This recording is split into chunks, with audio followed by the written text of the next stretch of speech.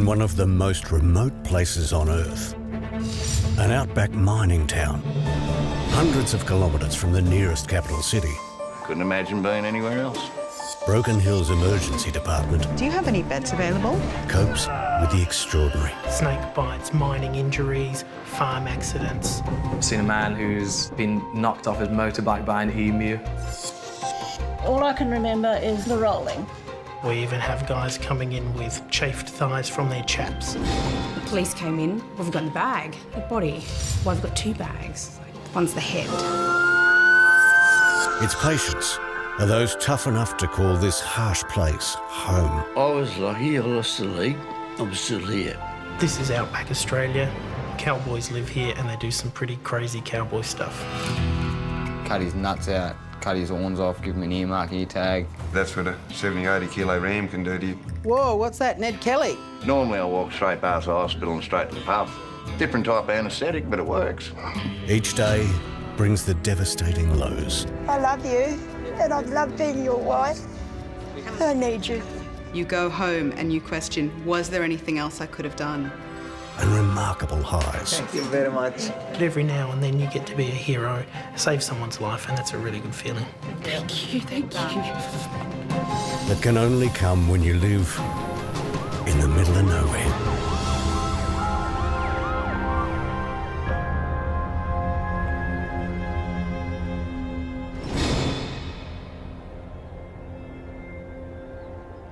One of the things that I do love about Broken Hill is how vast the openness is. To be able to sit and look at the curvature of the earth out in the distance is breathtaking. It's beautiful. The people here are lovely, the beer is cold, and there just seems to be a very nice vibe about this place. You can drive out to somewhere and have no one around you. You could, in fact, sing at the top of your voice and not upset anybody, and that's a unique experience to me. But ED out here is very different from ED in the cities. It's got significantly limited medical resources here, which makes things a bit challenging. 99% of the time, it's fairly mundane sort of medicine, but then all of a sudden the next 8 hours of your time is tied up keeping someone alive. All right, ambulance have just rung through with a Cat 1 and out of hospital arrest. Pete, Cat 1. And they're bringing him in. His blood pressure's really low, and I think he's going to be here in about 2 minutes. Okay, so we've got a 74-year-old male, unwitnessed cardiac arrest. When we got there, he was in asystole, still warm. We have given him 2 lots of adrenaline, back to a heart rate of 180, nil resps. Start compressions, please. When John first arrived, we're not interested in asking too many questions about what's led to all of this. We're just interested in keeping him alive for the here and now. All right, let's get some bloods. Let's get a central line in, please. And where's that adrenaline, Lee? His heart was misbehaving a lot, in and out of a normal or a functional rhythm. Hang on, just stop for a second, I was happy. No, he's got a pulse, he's got a pulse, yeah. Good, good. Pulse. Every time we got John's heart rate back, it would deteriorate on us. You got anything? Get going, I think. Get on the chest. Okay. Yep. 12.9 blood sugar. And could someone be ready with more adrenaline? We just couldn't get out of this cycle.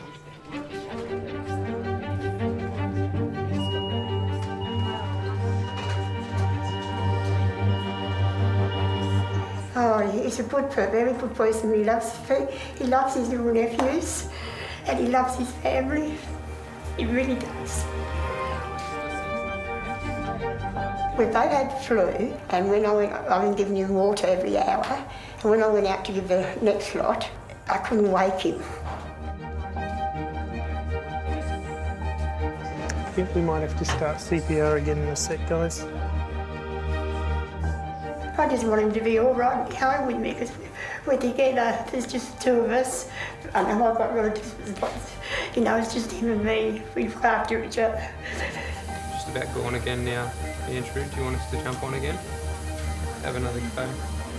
We help each other. So I get better for him and he gets better for me. In the city hospitals, they've got a bucket load of cardiologists that could have given John the treatment that he needed straight away. We don't have that here in Broken Hill, so we're forced to do something quite aggressive but quite dangerous.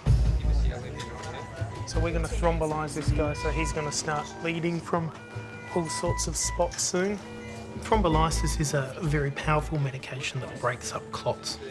We had a hematoma here.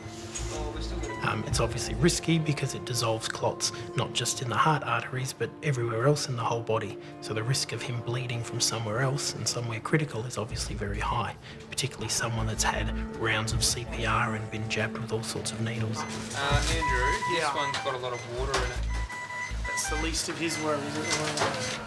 By giving John this treatment, we were able to stabilise him and buy ourselves a few hours to figure out what we were going to do next. I'll go and talk to family. That's what needs to happen. Yeah, I might do that. Are you guys okay here for now? So just metaraminol, adrenaline, keep doing what you're doing. Catheter, if someone could have a look at that chest X-ray, make sure we're not missing anything, and maybe just get another ECG and we'll see where he's at with that. One of our biggest concerns is we didn't know how long John's heart had stopped before the ambos had got to him. When someone has a cardiac arrest, their heart stops pumping for some period of time, which means the blood flow to their brain is compromised. That can result in brain damage.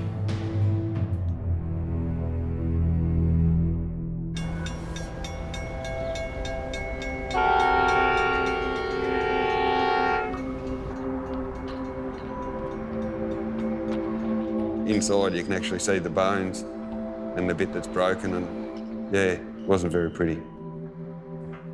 I've got a photo here of when it first got cleaned up in Menindee yesterday. It's pretty gory, and split right up over the knuckle, and you can actually see the bone in there, and you can see the broken bit of the bone as well. So yeah, that's what a 70, 80 kilo ram can do to you if he gets cranky. I had a sheep in a trailer, and it's actually jammed my hand, charged and jammed my hand against the crate and smashed it. Yeah, split it. Oh, dead weight, he would have been about 70, 80 kilos, and yeah, they're pretty strong animals. Yeah, oh, you saw the picture? Yeah. Oh, that means we don't have to unwrap it then. Property we live on is about 80,000 acres. I don't know, probably about 200 k's from here and 90 odd from Menindee, where we first went to a couple of hours there while they dressed it and treated it, and then drive on through. How's the ram? Oh, he'd have a headache, hopefully. Then why did he charge you? Oh, he'd just been on his own, make it a bit cranky.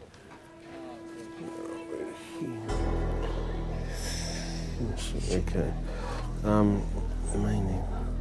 It's not a full finger anyway, because 5 years ago I had the end of it amputated off, so it's just a stump. Oh, so good. Yeah, I'm just starting to feel that on the... Just please tell me to stop if it's... Oh, I will. You know exactly how much it hurts. Yeah, sure. I just feel something rubbing on the flesh. We're not far now. Okay, there we go. Puffed up this morning. Mm. It doesn't look infected though. I just want to check. It looks a reasonably pink colour. Yeah, I feel that. Oh. Okay. There's a reasonably good blood supply. Is that sting? Oh yeah.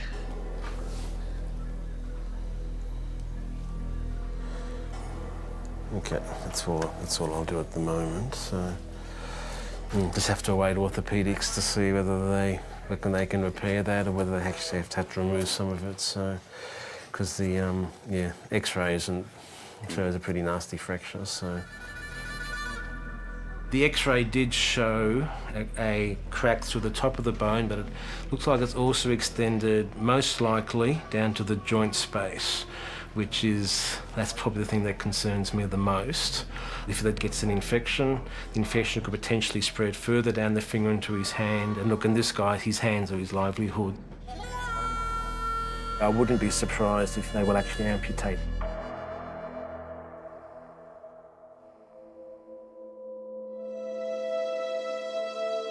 I'm Andrew Olesnicki. I'm one of the doctors here in the emergency department. His heart has essentially stopped and started countless times. Fortunately, we've managed to get him back into a rhythm where his heart's actually able to pump blood, which is good. So the amount of time where his heart's not been pumping, we've managed to minimise that.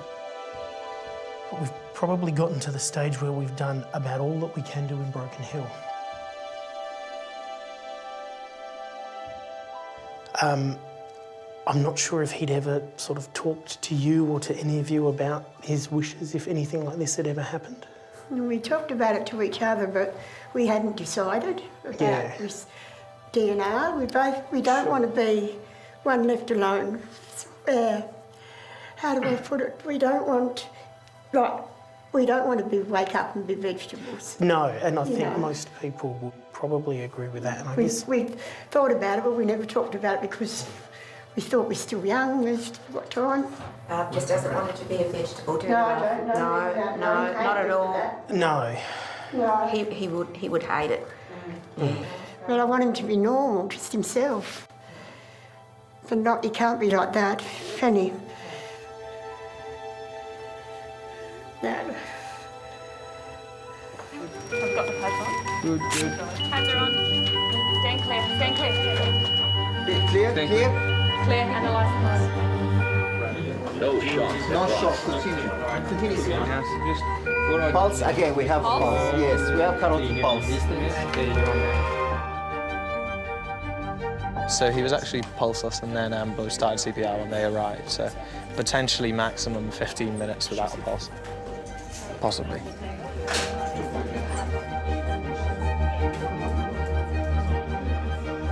John's best chance of survival now rests with cardiologists in Adelaide. Yeah, hi Angus, Andrew is Nikki calling from Broken Hill Emergency. How are you? Patient is intubated, ventilated. Sorry, I'm not quite sure what his neurological status is, but I can tell you that his ECG is showing sort of quite marked resolution of his anterior ST depression, and he's sort of got upward-looking T waves. Any idea what your bed status is, or is that an issue in these cases, or not really? The biggest issue for us is that we're right on the South Australian border, but we are in New South Wales. We're a New South Wales hospital, funded and administered out of Sydney, and we're trying to transfer patients down to South Australian hospitals. I've got a bloke here who's been thrombolyzed and is sort of improving, but still not quite out of the woods. Finding a bed for John down in Adelaide is one problem. Figuring out how we're going to get him there is another. What'd they say? Won't be any time before 6 o'clock. Is that because the plane's not coming back till...? There's no planes at the moment. One's in Adelaide and one's in somewhere else, Borough or somewhere. You know, we're 550 kilometres away from the hospital that we send our sick patients to. And yes, if there's a plane on the ground ready to go, we can get a patient from hospital to hospital within 2 hours, but that's rarely the case. All right, not a problem. No worries, thank you, bye. So just wondering if we can ask you guys to come and pick him up, please. Okay, yep. We'll organise a quote.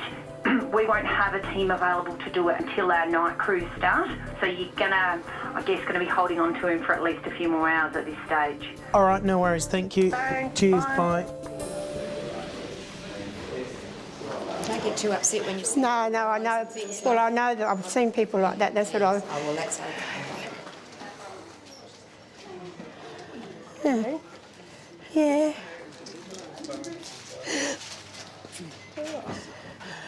Oh, lovey.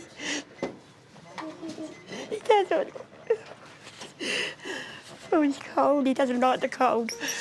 Yeah, we're just trying to warm him up with a few blankets. Yeah. He hates the cold.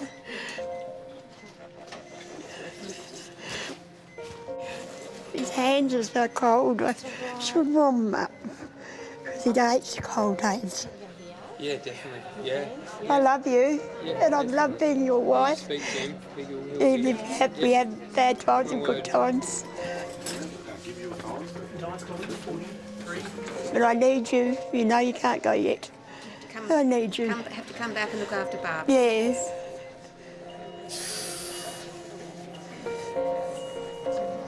I've been lucky having you in my life.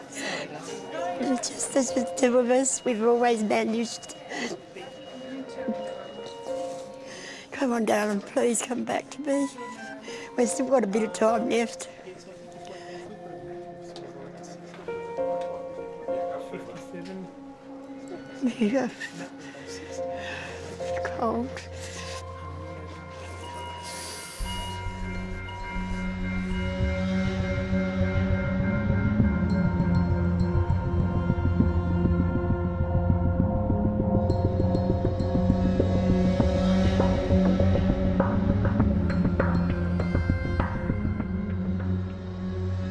Oh, g'day Tony, it's Phil. Just ringing up about Timothy Neville. He was the guy that we were spoken to last night who got a crush injury to his left middle finger. I've spoken with Flinders Orthopedics and they say it definitely needs the very least a washout, may even need an amputation of that digit. The upper third half of the bone is broken right through and quite angulated, and there is a split that goes down almost to the joint. Get a bottle of scotch and tip a bit on that and a bit down here. It'll fix my finger, stop the pain anyway. Well, it's a speed bump for him and a big setback for me. No, he's all right. I just don't take his garbage. Yeah. Let him just sit down, shut up and do as he's told. You're going to give the stump a stump. Yeah. I wonder if they'll let me keep this bit. They didn't the last bit. Oh, just put it in a jar of vinegar and be able to admire your finger. Yeah, I've spoken with the orthopaedic surgeons at Flinders. Yep. They say it definitely needs an operation of some sort. Yeah. He wasn't definitive one way or the other. He said he either just needs a good washout, but he didn't rule out that it may need to be actually completely amputated. So they've got to chop the finger off back further. I suppose that's why they put so many joints in the finger, so you can just keep cutting it back like cheese. With regards to getting to Adelaide, the only flight leaves at 7 tonight, which I don't know, the other option is, I don't know, driving. Have you got any thoughts of that? Yeah. I don't mean you driving, but... Why not? It's an automatic. Only need one hand. Well, true, but yeah, I don't think I could really justify you driving, so...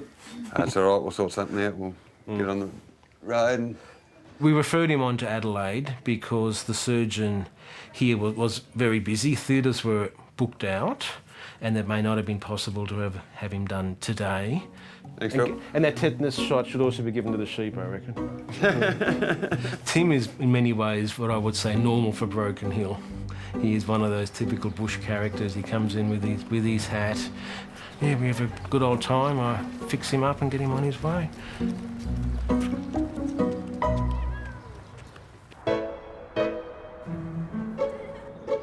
I would probably describe the people in Broken Hill as fairly genuine, fairly down-to-earth people. Not a lot of bullshit, not a lot of frills. What you see is what you get. Saw there? Yeah.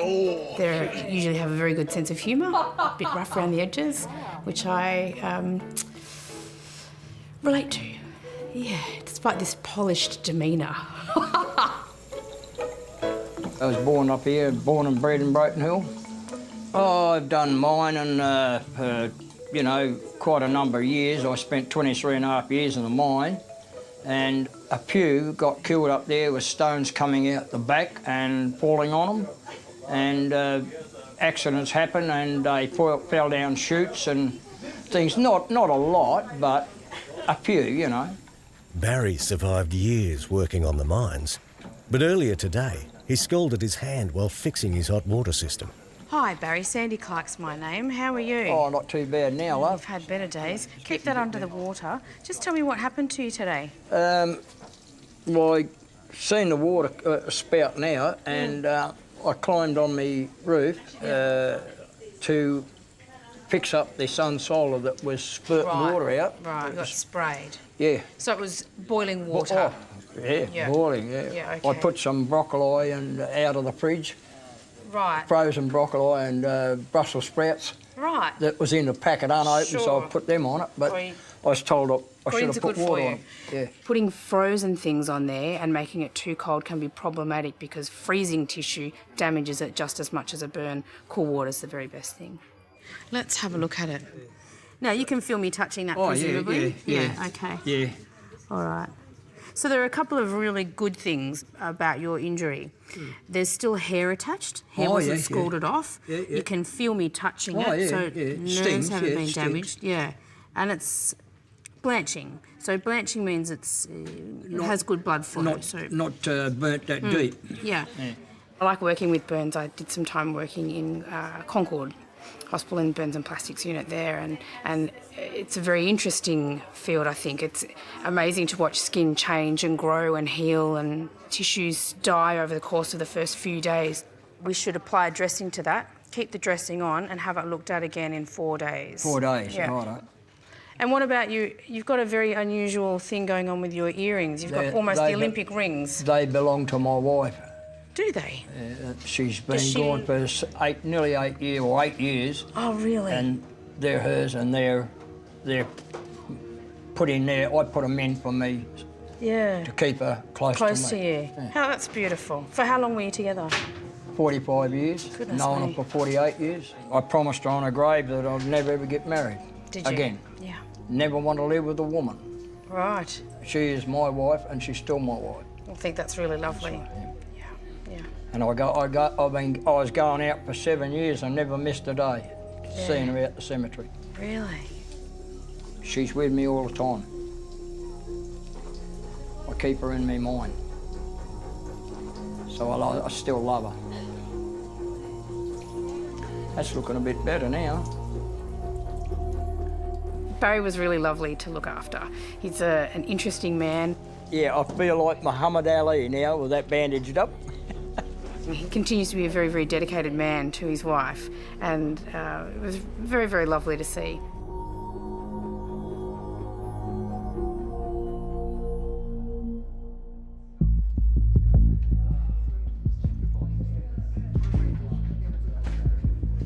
If you leave me on your own, I'll sell your car. What will you do? I'll sell his car. And that'll make him come back. His precious car. What sort of car? Oh, it's only a Mazda 96, but he loves it, so. There you go. The retrieval team rang us back probably about an hour after we had organised the transfer, just to get a bit of an update. We updated them on John's situation, and they felt that the prognosis was not very good in his case. On that basis, they cancelled the retrieval. Basically, his blood pressure is pretty poor. The retrieval team are reluctant to send a jet to come and get him, and I just wanted to run that past you and your team to make sure that you're happy for us to talk palliative care with the family and think that that's quite appropriate. And neurologically, not a hell of a lot going on, tolerating a tube with no sedation after about 4 hours from, about 4.5 hours ago this was now. So sort of not a great prognosis. I was just talking to the cardiology team down in Adelaide about John's situation at the moment and the fact that we don't appear to be winning despite doing as much as we can do for him here. Again, it's always a difficult decision because people are so far away from often the care that they need that by the time they get there, it's essentially non-salvageable. I'm preparing to go and have a very difficult but a very frank discussion with his wife and family at the moment. The plan's changed a little bit. We've spoken to the cardiologists down in Adelaide and we've painted them a picture of what's happened here and how he's going with his blood pressure, and they're particularly concerned that his blood pressure is just very, very low. It doesn't sound like there's anything, even if he was where a cardiologist could do everything they could do, that there's anything miraculous that they could do. He's agreed to sort of admit him into our ICU overnight. We're not going to stop any of these treatments. We're going to continue to give him all of these treatments and I guess try and make a sensible decision tomorrow morning as to where we go. You know what? If he's going to go, I want him to go on with me. You know, it's always really difficult when we send people away, for people to be sent away to die 500 kilometres away from family and friends is really difficult on everyone. Well, I'd rather that, but he might get better, you don't know, but I'm not stupid, I know. Yeah. I know things. I was a nurse years ago, I know things. So now that the dust has settled and we've sort of stopped all the emergency stuff, we've actually bought ourselves a bit of time to check him out neurologically, and unfortunately there's not a lot of response going on, so he's not actually... Well, I felt that when I tried to wake him up, but then I thought, I don't know. Yeah.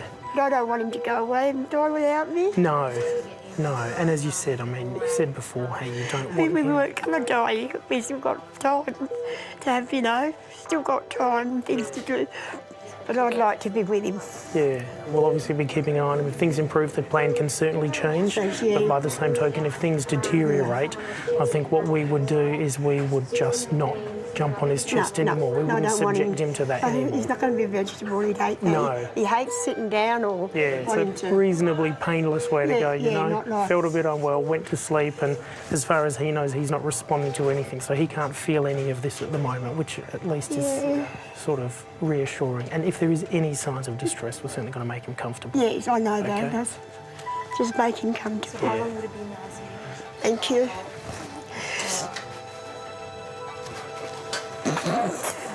Hey.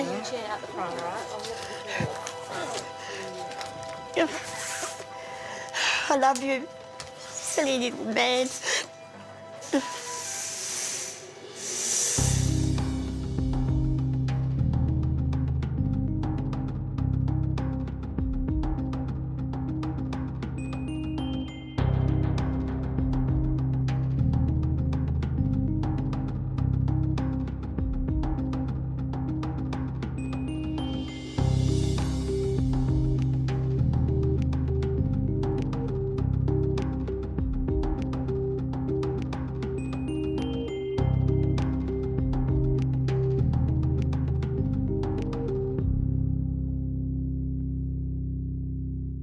Next time on Outback ER, a mustering mishap for a colourful cowboy. Mum's got there and played a bit of noughts and crosses there with me at one stage. But can doctors rein him in? So what's that mean? Am I staying here tonight? Yep. We still go to work, no matter if we're dying, sick, whatever. The pressure's on in emergency. Can we get some hands to move on? 2, 3. As life-saving equipment fails at a crucial moment. This is the scanner. This is the only CAT scanner for 400 kilometres. And the old miner, Quite concerned about your colour. who's feeling really blue. Yeah, he looks like Grandpa Smurf, I'd say. She said, I thought you were dead. I said, no, I've got plenty of living in me yet, love.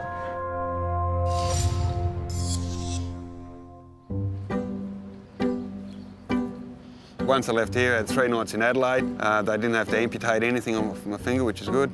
Just for the time being, I've got a picture of my finger on the phone. I don't know why, but I'm probably just a bit of a sicko, really.